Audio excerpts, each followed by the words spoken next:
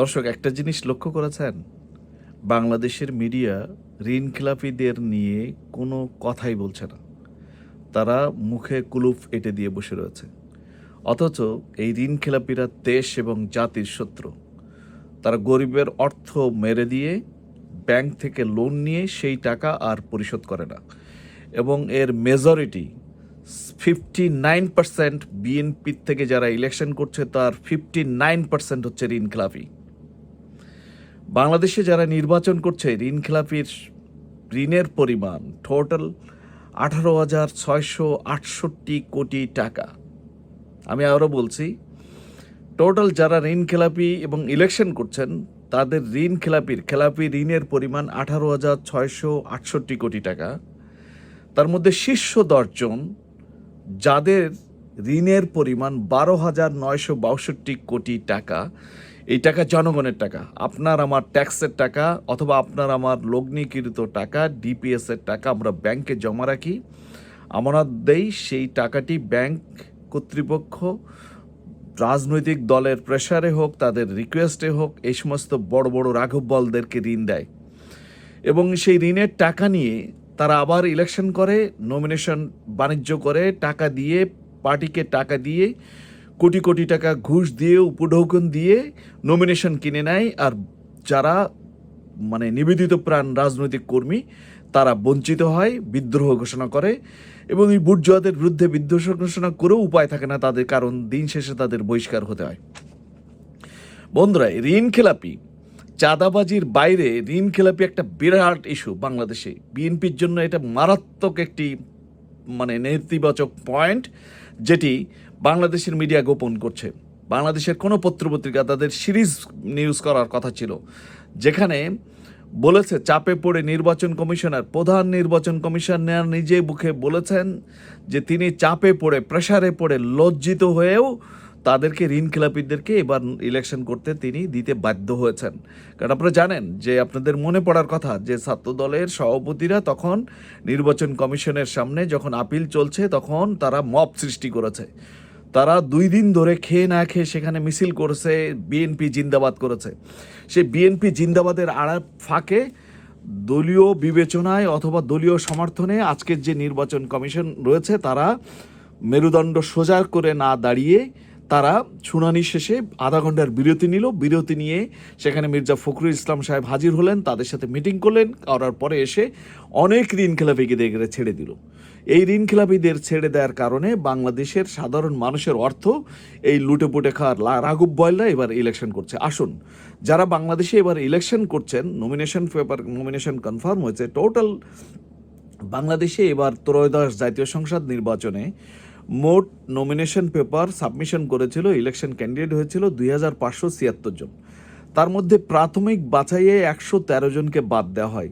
113 জনকে বাদ দেওয়ার পর 31 জনকে আবার আপিলে 31 জন আবার পুনর্বিবেচনা করে তারা আবার ইলেকশন করার সুযোগ পায়, এবং সবশেষে এখন 82 জন বাতিল হয়। যারা এর মধ্যে যারা ঋণগ্রস্ত, এই ঋণগ্রস্ত তালিকার মধ্যে 59% হচ্ছে বিএনপির, এবং তারা ম্যাক্সিমাম হচ্ছে তাদের কোটিপতি, এবং এরা এই বুর্জোয়া শ্রেণী। তাদের বিরুদ্ধে কোনো মিডিয়া কথা বলছে না, কোনো মেইনস্ট্রিম মিডিয়া তাদের কথা বলার সাহস তারা রাখে না। আসুন আমরা শুনি বাংলাদেশের টিআইবি ট্রান্সপারেন্সি ইন্টারন্যাশনাল বাংলাদেশের রিপোর্ট অনুযায়ী তারা গত 26শে জানুয়ারি একটি বিশেষ চূড়ান্ত রিপোর্ট প্রতিবেদন দাখিল করেছে। সেখানে দেখা যায় তাদের চিত্র 32 নম্বরে আমরা দেখছি যে 10 জন শীর্ষ ঋণখেলাপি, এই 10 জন শীর্ষ ঋণখেলাপির টোটাল ঋণের পরিমাণ 12,962 কোটি টাকা। আসুন আমরা পড়ি কারা এই ঋণখেলাপির মধ্যে নাম্বার 1 রয়েছে হচ্ছে বিএনপি, তার মধ্যে নাম্বার 2 হচ্ছে স্বতন্ত্র, নাম্বার 3 বাংলাদেশের কমিউনিস্ট পার্টি। এইভাবে বাংলাদেশের কমিউনিস্ট পার্টিও 3য় পজিশনে রয়েছে ঋণখেলাপির তালিকায়। এটি বাংলাদেশের যে কমিউনিস্ট পার্টি হচ্ছে 4র্থ, জাতীয় পার্টির ঋণখেলাপির পরিমাণ হচ্ছে 3য়, বিএনপির ঋণখেলাপির পরিমাণ পার্সেন্টেজ 59%, স্বতন্ত্র ঋণখেলাপির পরিমাণ 32%, জাতীয় পার্টি 26%, বাংলাদেশের কমিউনিস্ট পার্টি 25%। এসব ঋণখেলাপিরা, এই রাঘব বয়লরা ইলেকশনে এসে জিতে যে জনগণের টাকা ব্যাংক থেকে লোনের নামে নিয়ে তাগুলো মেরে খায়, আবার ঘুষ দিয়ে বাণিজ্য করে লগ্নি করে আবার ওই নেতাদেরকে মাথা কিনে নিয়ে আবার নমিনেশন নাই। এভাবে বাংলাদেশের মানুষ বারবার বঞ্চিত হচ্ছে। ঋণ খেলাপিদের বিরুদ্ধে আমাদের সচেতন হওয়া দরকার, যার কারণে আজকের ভিডিওটি লক্ষ্য করুন। আমি 10 জন শীর্ষ ঋণ খেলাপির তালিকা পড়ছি ট্রান্সপারেন্সি ইন্টারন্যাশনালের তালিকা অনুযায়ী। নাম্বার 1 এস.এ.কে একরামুজ্জামান। তিনি ব্রাহ্মণবাড়িয়া 1 থেকে বিএনপি ইলেকশন করেছিলেন, এবার স্বতন্ত্রতে দাঁড়িয়েছেন, কারণ বিএনপি থেকে এনে নমিনেশন পায়নি জোটের কারণে। এই ভদ্রলোক, এই একরামুজ্জামান সাহেব বিএনপির উপদেষ্টা ছিলেন। বিএনপি থেকে যখন দেখলো যে জোটকে দিয়ে দিচ্ছে, নাকি মনে হয় কোন একজন মাওলানা সাহেবকে দিয়েছে ওখানে, সেখানে ওই জমিয়ত উলামায়ের মনে হয় কাউকে ওখানে দিয়েছে, যার কারণে একরামুজ্জামান 77-কে ইলেকশন করলো। পরে তারেক জিয়া তাকে ডেকে নিয়ে তার আসনে নিঃসন্দেহে কোনো একটা লোভ দিছে, হয়তো আরেকটা ব্যাংক দিবে, আর একটা কিছু দিবে, অথবা কোনো একটা উপদেষ্টা বানাই দিবে, অথবা কোনো একটা রাজনৈতিক মানে রাষ্ট্রদূত বানাবে, বা উচ্চ পরিষদে তারা ক্ষমতা দিবে, এরকম কোনো কিছু প্রলোভন দিয়ে তাকে ইলেকশন থেকে আপাতত তাকে স্থগিত করেছে। তার ঋণের পরিমাণ, দায়ের পরিমাণ, মানে ব্যাংকের থেকে টাকা মারিয়ে নেওয়ার পরিমাণ, চোরাইয়ের পরিমাণ হচ্ছে 3,155 কোটি 75 লক্ষ টাকা। নাম্বার 1 বিএনপি চেয়ারপারসনের উপদেষ্টা জনাব মিস্টার এস.কে একরামুজ্জামান একজন নাম্বার 1 ঋণ খেলাপি অব দ্য কান্ট্রি। আপনাদেরকে ভাবতে হবে, বিবেচনা করতে হবে জনগণ। 2 নম্বর যিনি ঋণ খেলাপি, তিনি কে? এস.এম. ফয়সাল। তার ঋণ খেলাপির পরিমাণ 2,041 কোটি টাকা 48 লক্ষ, 2,041 কোটি 48 লক্ষ টাকা। তিনি হবিগঞ্জ 4 আসন থেকে ইলেকশন করছেন, জাতীয়তাবাদী দল বিএনপি থেকে। নাম্বার 3 মোহাম্মদ খালেদ হোসেন মাহবুব। ঋণের পরিমাণ 1,470 কোটি টাকা। তিনি ব্যাংক থেকে নিয়ে আর টাকা পরিশোধ করেন না, একজন ঋণ খেলাপি। ব্রাহ্মণবাড়িয়া 3 থেকে বিএনপি থেকে ইলেকশন করছে। নাম্বার 4 আফরোজা খানম, মানিকগঞ্জ 3 থেকে ইলেকশন করছে, উনি বিএনপির ক্যান্ডিডেট। ঋণের পরিমাণ, মানে যে পরিমাণ ঋণ নিছে, ঋণ খেলাপির পরিমাণ 1,360 কোটি টাকা। এটা গেল 4। 5 নম্বর মোহাম্মদ আবদুল্লাহ, মুন্সিগঞ্জ 1 থেকে বিএনপি থেকে ইলেকশন করছে।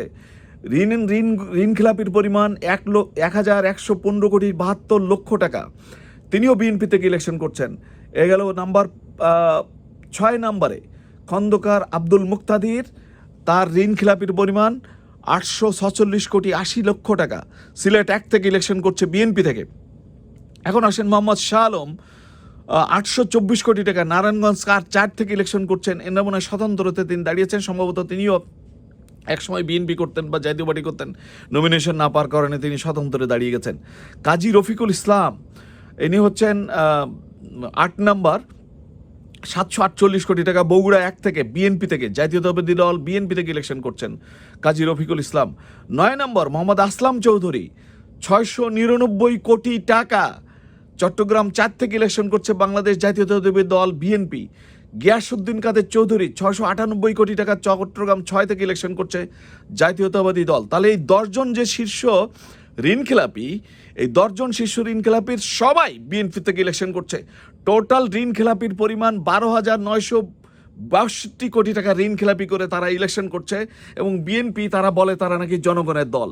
টোটাল ঋণ খেলাপির দল। তারা যেমন চাঁদাবাজের দল, তারা তেমনি ঋণ খেলাপির দল।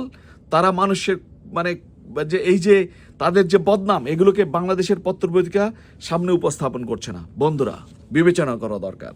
আজকে যেহেতু নির্বাচন কমিশনার বলেছে যে তিনি চাপে পড়ে, তিনি প্রেসারে পড়ে এই ঋণ খেলাপিদেরকে ইলেকশন করতে দিতে বাধ্য হয়েছেন, এখন আমাদের জনগণের কাঠগড়ায় তিনি দাঁড়িয়েছে। যে দেখুন এখানে যে ট্রান্সপারেন্সি ইন্টারন্যাশনালের টোটাল রিপোর্ট আমি ডাউনলোড করে সেখান থেকে আপনাদেরকে বলার চেষ্টা করলাম। আজকে বাংলাদেশের পত্রপত্রিকা এগুলোকে নিউজ হচ্ছে না, এই নিউজটি ছড়িয়ে দেওয়া দরকার। সেই পুরা বিএনপি থেকে যারা ইলেকশন করছে 59% হচ্ছে তাদের ঋণ খেলাপির সর্বোচ্চ পরিমাণ রয়েছে, এবং এদেরকে আমাদের বয়কট করা দরকার। যারা গরিব মানুষ, যারা মেহনতি করে, কষ্ট করে, আমরা কৃষক, বাংলাদেশের খেটে খাওয়া মানুষ, আপনারা বিবেচনা করবেন এই ঋণ খেলাপিদেরকে, এই ঋণ খেলাপির দলকে আমাদেরকে না দেখাতে হবে।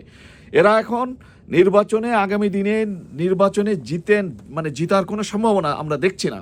চারিদিকে প্রতিবাদ, বাংলাদেশের মানুষ আজকে জেগে উঠেছে। তারা যখন এই 11 দলীয় জোটের ঐক্যবদ্ধ বাংলাদেশের জোটকে, জামাত নেতৃত্বাধীন জোটকে যখন তাদের মোকাবেলা করতে যখন ব্যর্থ হচ্ছে, তখন তারা প্রোপাগান্ডায় মেতে উঠেছে। তারা তাদের সাইবার টিম হ্যাক করছে জামাত আমিরের পোর্টালকে হ্যাক করে, টুইটার অ্যাকাউন্টকে হ্যাক করে সেখানে নারী বিদ্বেষী পোস্ট দিয়ে সেটি নিয়ে পরের দিন মিছিল করা শুরু করেছে। আজকে সেটির বিরুদ্ধে বাংলাদেশের মানুষ জেগে উঠেছে। কিন্তু যে জিনিসটি বাংলাদেশের সকল মিডিয়াকে জানানো দরকার, আজকে সকল পত্রপত্রিকা যারা বাংলাদেশে গণতন্ত্র চান, বাংলাদেশে যারা চান যে ঋণখেলাপিদেরকে বিজয়ী হয়ে না আসতে পারে, এই সমস্ত কোটিপতি দুর্নীতিগ্রস্ত এমপি যারা ইলেকশন করেছে, ভালো মানুষ যে সুন্দর সুন্দর বক্তব্য দিচ্ছে, ভোটের ময়দানেই, ভোটের মাঠেই আমাদের এর প্রতিবাদ করতে হবে। আমি আশা করি এই ঋণখেলাপিরা বাংলাদেশে বিজয় হবে না। আমি আশা করি বাংলাদেশের মানুষ জেগে উঠবে এবং এই ঋণখেলাপিকে আমরা ত্রয়োদশ জাতীয় সংসদে লাল কার্ড দেখাবে। জেগে উঠুক বাংলাদেশ, বাংলাদেশ এগিয়ে যাবে সামনে। ঋণখেলাপিদেরকে বয়কট করুন। ধন্যবাদ সবাইকে।